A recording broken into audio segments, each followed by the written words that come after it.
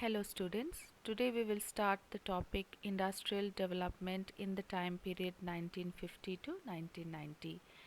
So before this we have just completed agricultural development in this time period.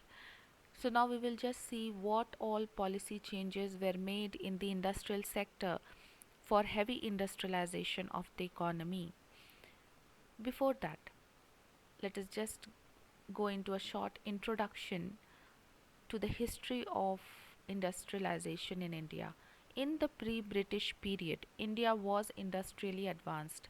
Why should we say that? Because the traditional industries that were there in India at that time, the handicrafts industry and the textile industries, were worldwide famous.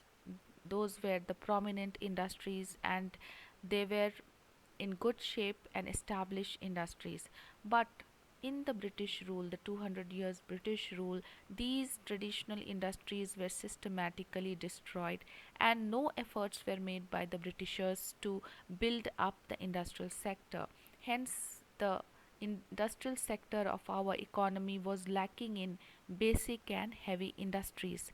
And because of this weak industrial base, there was practically no infrastructural development too, apart from what the Britishers had established during their time period of their rule.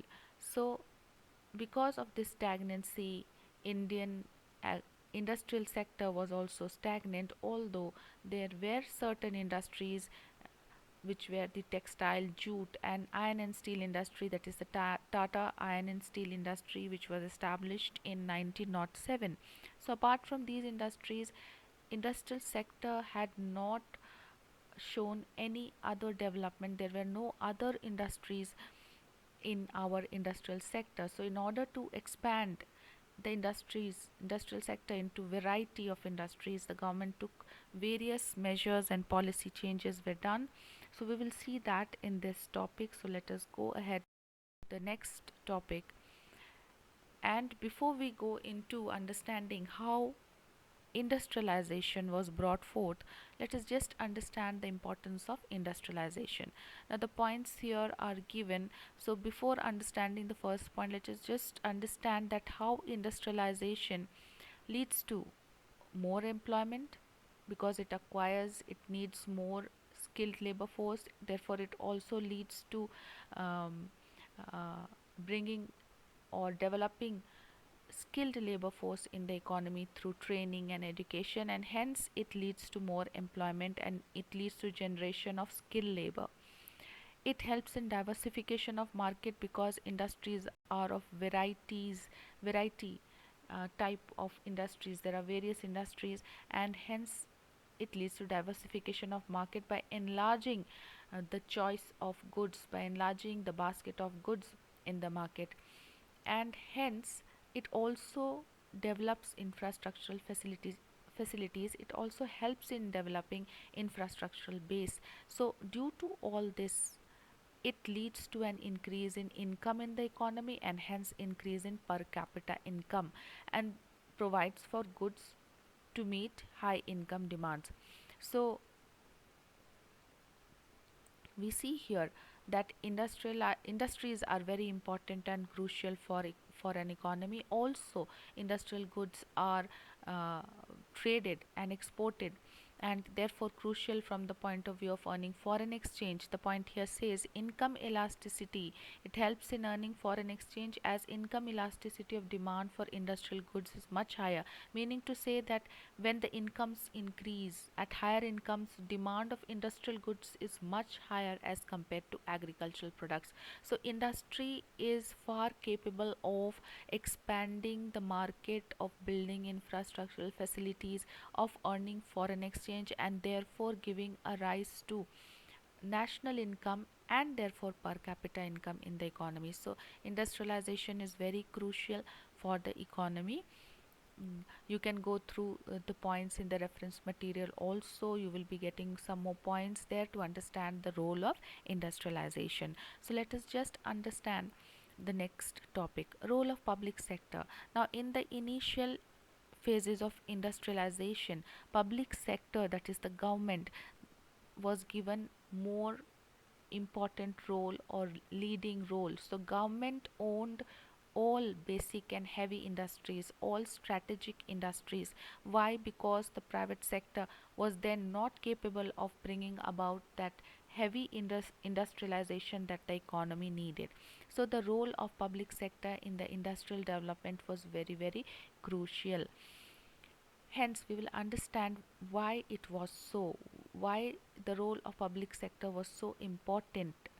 And so let us go to the points here. Shortage of capital with private sector. Of course, for heavy industrialization at that time, because there was industrial sector was stagnant, and heavy industrialization required huge amounts of capital, and the private sector at that time was not able to invest such a huge amount. Hence, therefore, it was up to the government to take up this heavy task of industrialization. Therefore, public sector industries, that is government owned industries, came into a leading role. Even though there were Tatas and Birlas, the some of the prominent industrialists at that time, but still this it was not possible for this private sector to develop the heavy industries and basic industries that were required for the economy at that time. Hence, we see that due to shortage of capital with private sector, public sector was given the leading role. This shows the importance of public sector. Lack of incentive for private sector.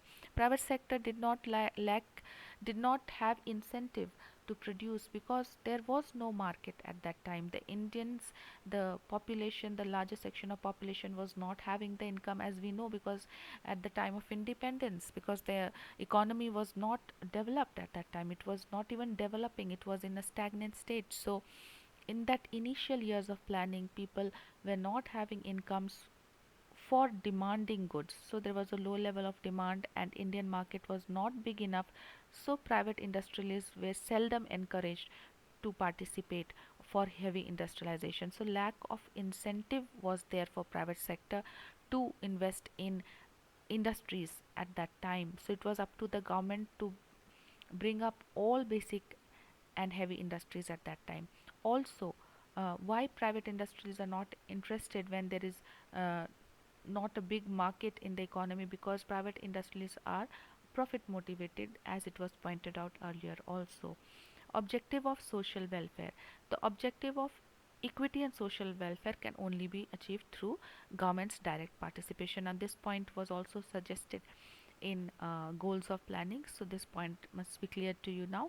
So you see here the role of public sector was very important, and hence it was given as the leading role. Now, if you are unable to understand this very term public sector, you see here the ownership of any business undertaking is categorized in the following heads. It can be a private sector, which is privately owned by individuals or managed by group of individuals. Example is also given. Public sector, which is managed, owned and controlled by government, and joint sector, which is jointly managed and controlled, owned by the private and public sector. So this makes clear the role of public sector in the initial stages of industrialization. So let us go ahead to the next topic. Nevertheless, public sector's role, important role, does not mean that the private sector does not have to participate. Private sector's participation is equally uh, inevitable, is important, but the point here stressed is that in the initial years of industrialization, public sector was given the leading role on account of these reasons seen in Schedule A. So the public sector was given the leading role, important point to be noted, and they were controlling all commanding heights, which is all strategic industries and heavy and core industries in the economy. Although private participation was also required, so they were given uh, their role here, but and also the private sector was controlled through the policy of industrial licensing. So we come to the next important topic, which is small scale industries. Now, The Industrial Policy Resolution IPR also led to giving an important role to the small scale industries development, because small scale industries are very crucial for the economy from the point of view of these criteria that we see here, which is employment generation, equitable distribution of income, mobilization of capital, mobilization of entrepreneurial skills, regional dispersal of industries, etc. So, what is a small scale industry? A small scale industry, we come here to this paragraph, is defined with reference to the maximum investment allowed on the assets of the unit. So, a small scale industry will be that unit which for which the assets do not exceed rupees 5 lakhs. Now this was the earliest definition of small scale unit, where the assets of the unit do not exceed 5 lakh, then it is called a small scale unit. But then the limit was raised to 1 crores, and now the limit as of now it is 5 crores. So as you can see, the definition of small scale industry here states that it is any unit which has a maximum investment allowed on the assets of the unit up to a maximum of 5 crores according to the new definition of small scale industries. So let us understand one more point here, which says in 1955, the Village and Small Scale Industries Committee, also called Carvey Committee, noted the possibility of using small scale industries for promoting rural development. Please make a note of this point. So, which is the committee which brought about the role of small scale industries and defined small scale industries? So, this is was done in 1955 by the Village and Small Scale Industries, called Carvey Committee. So this is an important point to be noted even for your questions that will be put to you in the chapter later. So small scale industry you have understood there. I'm just going through to the next point here. These points that will be explained here, emphasizing the role of small scale industries. So small scale industries role was emphasized in the second 5-year plan on these criterias, on these grounds. So let us see arguments in favor of small scale industries. Of course, employment generation. Why? Because small scale industries are labor intensive, so hence are capable of generating more employment. After agriculture, small scale industries are the ones that provide the largest number of uh, employment to largest number of people in India. So this point is very clear and a simple point. Now going to the next point, equitable distribution of national income. Small scale industries ensure equitable distribution of national income. Now since this point of equality, of equity, is was explained in the goals of planning, so you can understand this point that small scale industries, because it will lead to more employment and hence more people will be earning, larger sections of people will be earning income, so it will promote equity in the distribution of income and wealth. And why? Because the two reasons also given here: ownership of small scale industry is more scattered, is widespread, hence it includes more people, it brings more people into participation, and they possess a much larger employment potential. Okay, so both the points are linked to each other. So because of this, equitable distribution is possible. Mobilization of capital and entrepreneurial skills. Number of entrepreneurs are spread over the country, so small scale industries can utilize them efficiently, and small scale industries can be established anywhere, so they are very much small scale industries have an advantage that they can be established in any location very easily, as their investment amount is low. So it brings into uh, consideration, or it can allow many such entrepreneurs to develop who are scattered over small towns and villages. So you see this point here that is explained. Let us go to the point.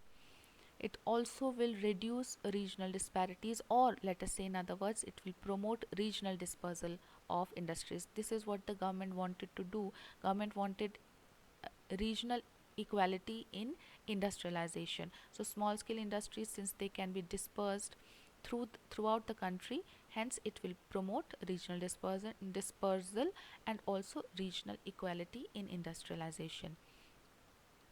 Also, for better industrial relations in small scale industries, employers and employee relations are seen to be better, healthier, good, because they are of a small size, and hence industrial disputes are less. So besides this, small scale industries support large scale industries, and there are other points as well, reducing pressure on land, because you see agricultural sector was still engaging 65% of the population, so it will reduce the pressure on land and relieving the congestion in urban areas and so on. So you can read through these points, apart from the other roles of the small scale industrial sector. So here we understand the importance of small scale industries.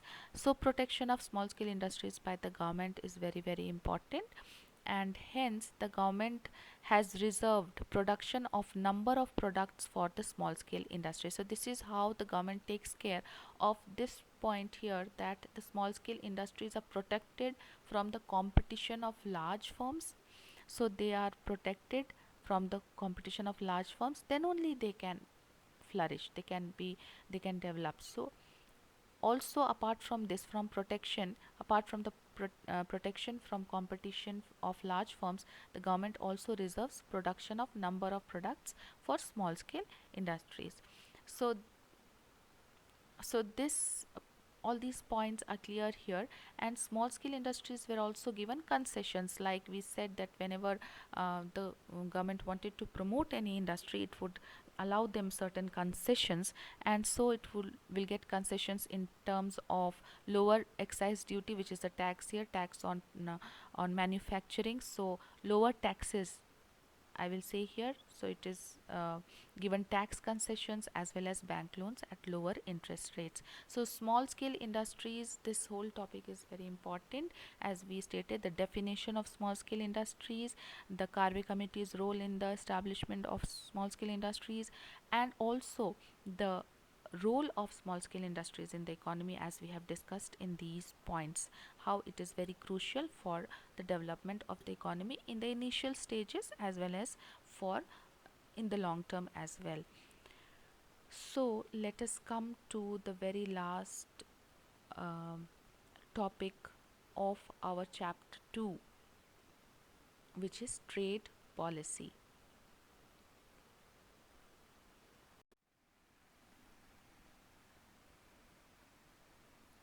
So we will just start the new topic here, trade policy. So we have just completed industrial development.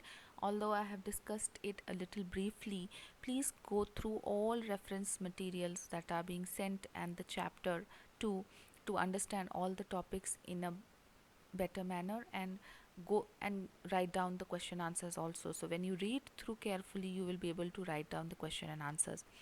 Now, trade policy was also underwent trade policy also underwent changes after independence, when in the economic planning period of 5-year plans. So let us see what were the major changes, but before that, let us just understand a few points. Now, you know that the 5-year plans, there was the long term goal of self reliance, which we discussed earlier, and this self reliance goal was brought about around the third and fourth plan, 5-year plan. And self reliance was very important for the economy, in order that the economy is able to replace all imports by domestic production, especially of those goods which can be produced within the economy. So therefore, in order to promote self reliance, a change in the trade policy was very much required. Now, before that, let us also understand some points, that at the time of independence, the volume of international trade, that is the quantity of export and import, was very much limited, owing to the decay of Indian handicrafts under the British regime. So, the volume of trade was not much, the quantum of trade was less. So, this is what it means by volume of trade. The quantum of trade, the export and import, was less. The composition of trade, which also indicated backwardness of the Indian economy. Why? Because the exports were largely of raw materials and imports were of finished goods. That was just the after effect of the British Raj. As you know, what happened then, that they transformed the trade of our economy by converting India into an exporter of raw materials and importer of British goods. So, what is composition of trade? Composition of trade refers to the types of goods and services exported and imported. So, at the time of independence, the composition of trade was more export of raw materials and import of finished goods. But this drastically underwent a change after the trade policies were uh, modified in the economic planning period. The direction of change, which talks about the trade, the direction of trade talks about the trade of the country with other countries, that is, which all countries the any country is trading with. So, trade direction was mainly directed to, at the time of independence or just before independence, the direction of trade was only between India and Britain or the British Empire. So, Britain. So,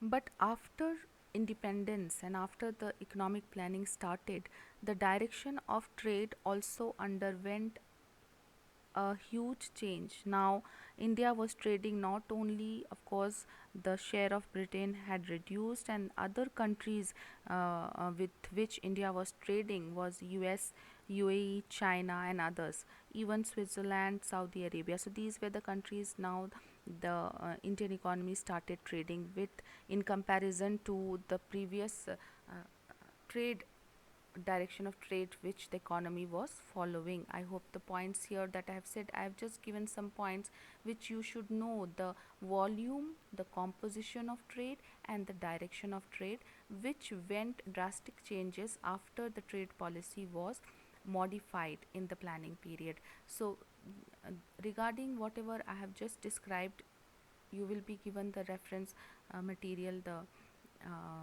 chapter where you can go through those points again: volume, direction, and composition of trade, and what it means and how it changed drastically after this policy changes were done. So let us just understand what how the trade policy was implemented and modified to benefit the economy and to bring about self reliance.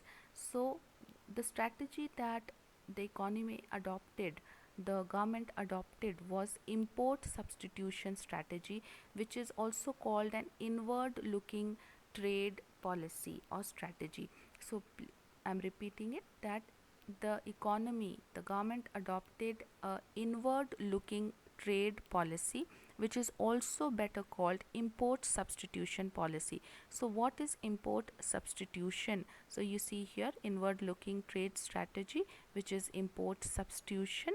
And import substitution refers to a policy of replacement or substitution of imports by domestic production.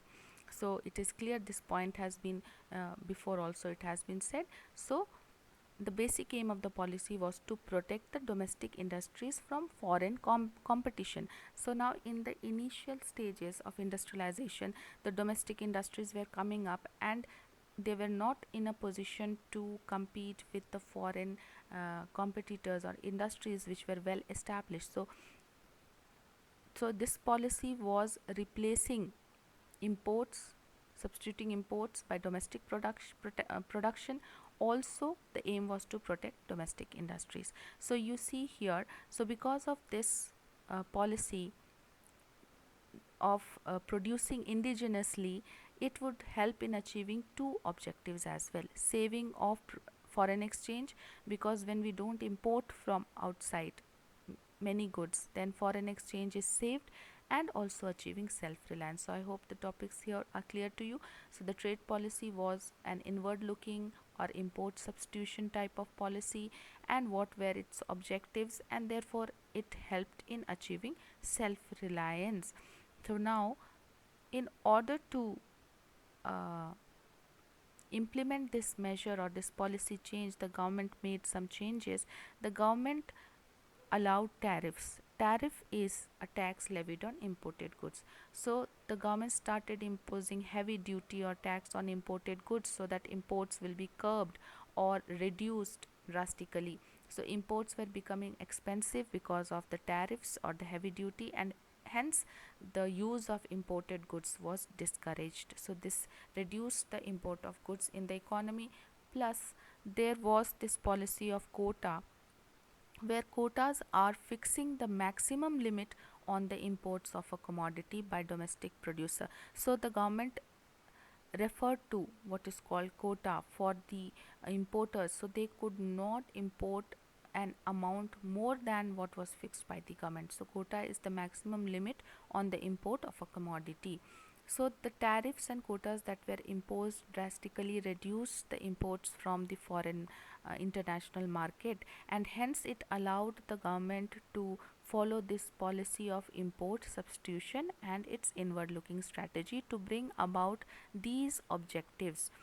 So the reason, yes, the reason is already stated here, but let's see it once again, that the reason was based on the idea that India was not in a position to compete against the goods produced by more developed economies. As I stated, that foreign competitors or foreign industries were already established and their goods were sophisticated and upgraded.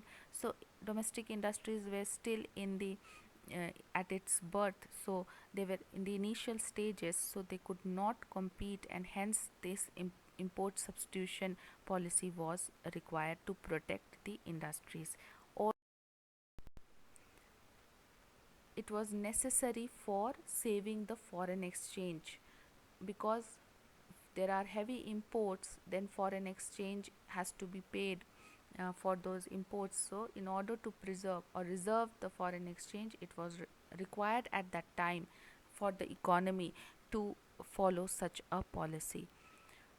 At the end, we have a critical appraisal of the industrial development as well as the trade policies. So, whatever policies that the government had pursued under industrial development and the trade policy, the critical appraisal, that is both, it contains both the positive aspects as well as some of the negative aspects also that are discussed here. So, we will see those ones briefly. So, you see here that proportion of GDP by the industrial sector increased considerably. The data here is also important, from 11.8 in 1951 to 24.6 by the 1990-91. So the industrial growth rate was at an average of 6.2, which is very much remarkable in the initial 40 years of planning, that is from 1950 to 1990.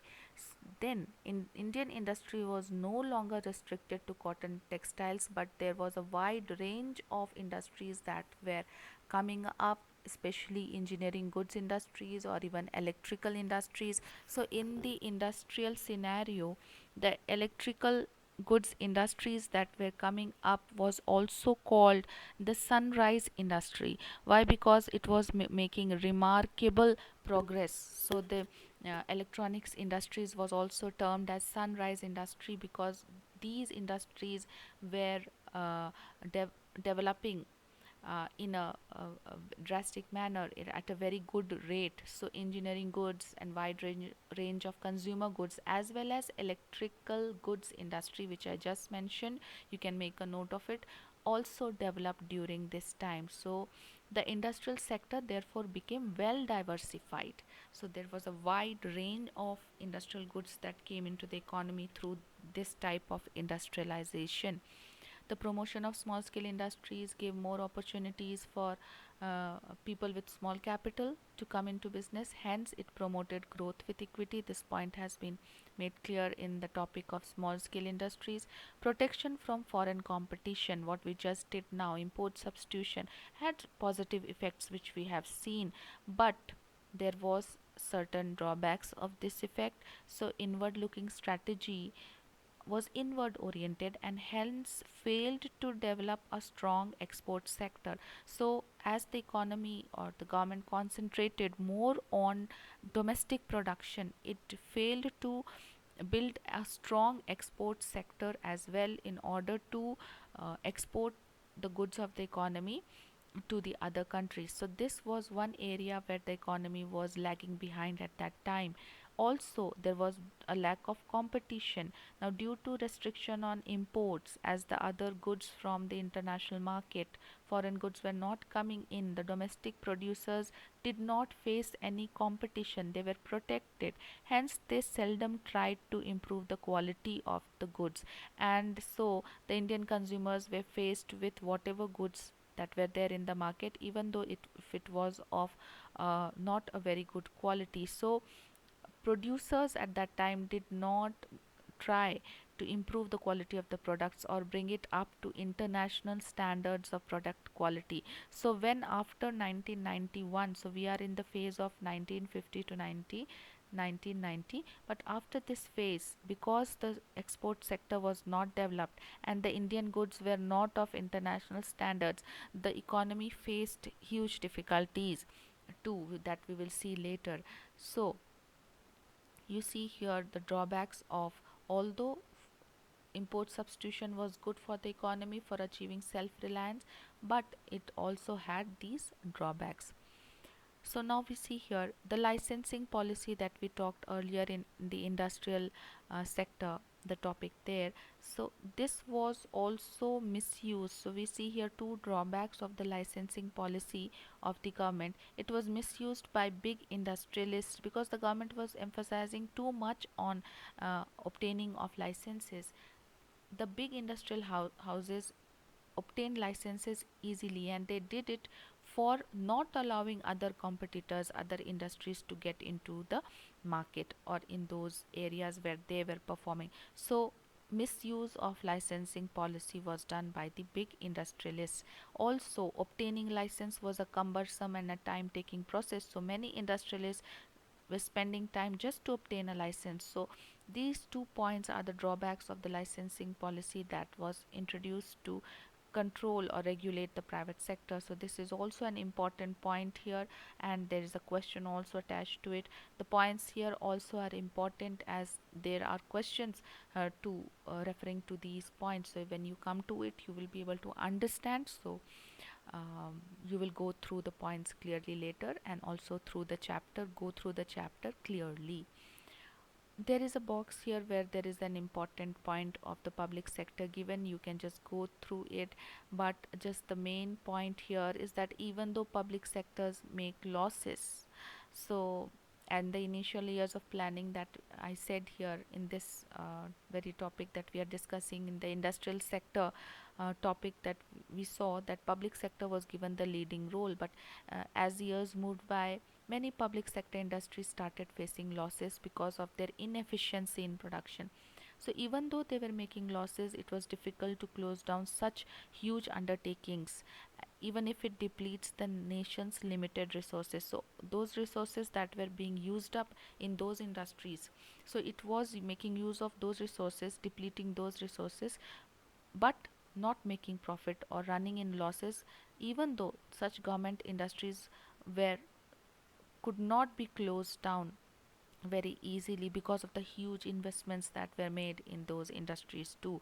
So this could not happen in a private sector at all. So this was an argument here by certain economists and scholars, which you will need in one of the questions where you will have to answer. So you just go through it carefully later on. And so after these points, let us come to the concluding here about the public sector. Yes, the public sector made a remarkable contribution that we have already seen in industrial sector, that the public sector was given control of the basic core industries, and we see many industries at that time developed under the public sector's role, and the economy then got a strong industrial base during those 40 years of economic planning up to 1990. So the public sector industries, however, was criticized. This control that was in the hands of public sector, the monopoly of the public sector was criticized on the grounds that although strategic industries should be in the hands of the public sector, but many other industries which were not of strategic importance could be given to the private sector. So it talks about here that there were certain very non-essential areas also where the government was still controlling or still having monopoly. So on these grounds, this role of public sector was criticized, that private sector could be given participation in those industries where public sector was not required to perform. So you can see here that many industries like production of goods, consumption goods, or even hotel industries were being controlled by the public sector. So these could be easily given to the private sector to run. So this was one defect seen here, that public sector was given too much importance, and which led to losses in the public sector as well. So what we have seen in this entire topic is that we have seen the industrial developmental phases, and especially the Industrial Policy Resolution 1956, the role of small scale industries, and the trade policy, which was the import substitution policy. So go through the chapter. So here we are coming to uh, the end of chapter 2, and we have done various topics under this chapter 2. So go through the chapter very carefully and try to answer the questions, although sending you the NCRT exercise with solved answers, so you can refer that and learn the answers, try to understand the answers to the questions. And so before ending this part, this topic of chapter 2, there are some questions here also. You can just go through it and you can just see whether you are able to answer these questions based on what you have learned. So you can do it as an exercise for yourself. And so here is the brief summary of the topics that we have done in chapter 2. So this will help you to know the topics that are in chapter 2 that we have done, and you will have a continuity in understanding the topics. So let us just see the summary of the chapter 2. So the chapter 2 is about Indian economy goals, the goals of planning, features, problems, and policies of the three sectors that we have seen: agriculture, industry, and trade. So we started with economic system, types of economic system, economic planning, meaning and need of economic planning, time period of planning, we have seen that in short, planning objectives and plan objectives. So here long term planning we have, that is objectives of planning, we have seen in detail, and we have also seen short period goals in briefly. Features of economic policy in this time period. So this part we have done it in by understanding the developments in agriculture, industry, and foreign trade. But the study reference material, you will find that this topic there, where you will see the planning period achievements and failures. So to understand the developments of agriculture, industry, and foreign trade, this part will also help you, these topics. So you will read through this part. And then agriculture, we saw features, role, problems of agricultural sector. And in agrarian reforms, we have discussed land or institutional reforms, green revolution. We also had a brief glance through general reforms and subsidies, where I just discussed that you should be knowing this topic of subsidies as well, from to answer any questions, if at all. So then we did industry, we have just completed industry, and we have seen the role of industry, the importance, the problems of industrial development. You will find it in the reference study materials, so you will go through it. And so we have seen the developmental phases of industry at that time. The main topics we have seen: the Industrial Policy Resolution 1956, industrial licensing, public sector, and small scale industries role. So this we have done, finished just now, and foreign trade also we just completed, where we have seen the import substitution policy. This was the policy which was called the pre 1991 trade policy. So till so the trade policy that was adopted till 1991. So here we have seen mainly the focus of this foreign trade. The topic here is import substitution, composition, direction and volume of trade, which I just explained very briefly. I told you that you will refer to the study materials and you will be able to understand these topics. Ignore this topic here. So whatever has been done according to the syllabus and according to the chapters in the NCERT book. So here we complete chapter 2, and so go through the topics, refer to the videos and the study materials, and if you have any doubts you will ask. So students, have a good day.